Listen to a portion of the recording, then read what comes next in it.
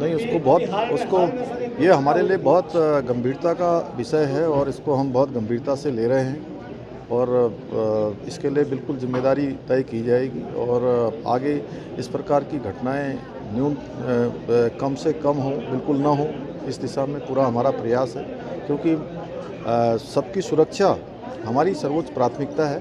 उसको ध्यान में रखकर हम सभी प्रकार से इन कार्यक्रमों को आगे बढ़ा रहे हैं। अफसोसजनक है, सरकार इसके लिए गंभीर नहीं है।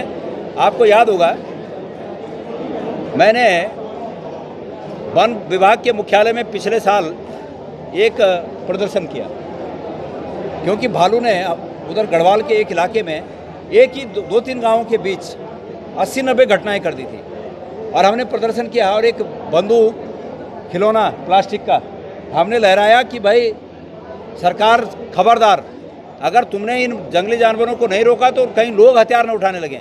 उन्होंने मेरे को आतंकवादी बना दिया कि आतंकवादी। सरकार जनता के हितों की रक्षा करने के लिए जो व्यक्ति आवाज़ उठा रहा है उसको आतंकवादी बना देते हैं। पत्रकारों को क्या क्या शब्दों से नवाजने लगते हैं। आम लोग जो अपने हकों के लिए लड़ रहे हैं उनको तानाशाही से दबा देते हैं।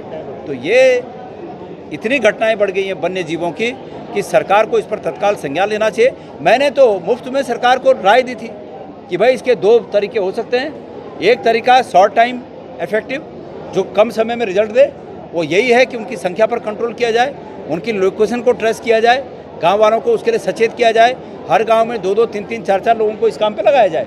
शॉर्ट टर्म ये है।